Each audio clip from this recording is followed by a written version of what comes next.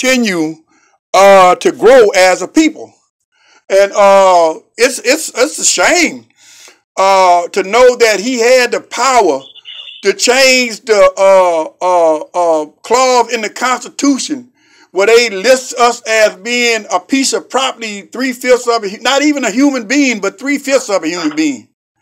That it's a shame where he could have corrected the 13th Amendment and got rid of the clause where they could criminalize us, in which the Republicans are steady throwing up in our face every day. That whenever they want to criminalize us, that they use the 13th Amendment that says it gives them the right to be able to criminalize us and to do whatever they want to do, mass incarceration, put melanated people in concentration camps or whatever they want to do. And I'm saying melanated people, but what I'm really saying, all Americans, especially poor Americans.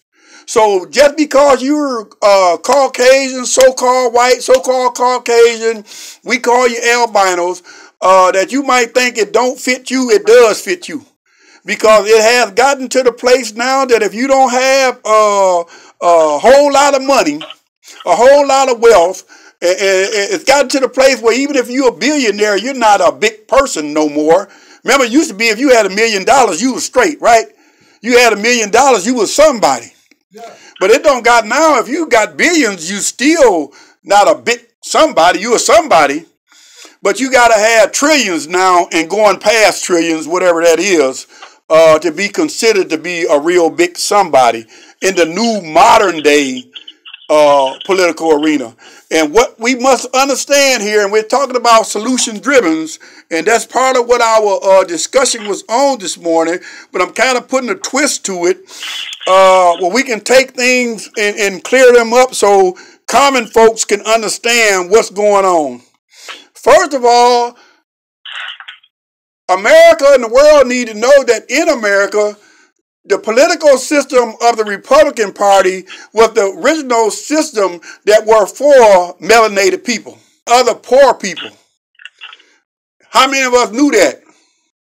But as time passed on and then they invented a Democratic Party, then the Republican Party began to go against the things that identified melanated people and Africans living in America as being an equal, and they started gravitating to more of a, if you will, a more racist white superiority like mindset. And then the Democratic Party became the party that a lot of our people ran from.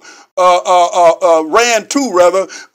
the Republican Party to the Democratic Party, because it was a new party, and they were saying that with this new party, we make these type of promises and so on and so forth, and we're going to make sure that you get the things that you need. And again, no party can say that it was better than any other party, because the Democratic Party, and out of all of the people we done had,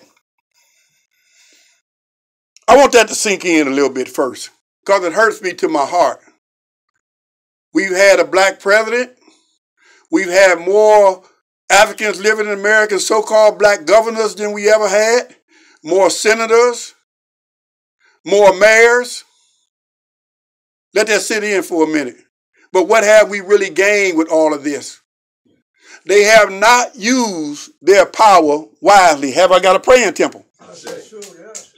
If you're talking about one time there was 100 and some black mayors in office, if you're talking about we have so many senators in office, we have so many governors in office, but yet the condition is still the same, then you and I, as intelligent people, since we're solution driven, Brother Tyrone, must conclude that both of them playing the same game.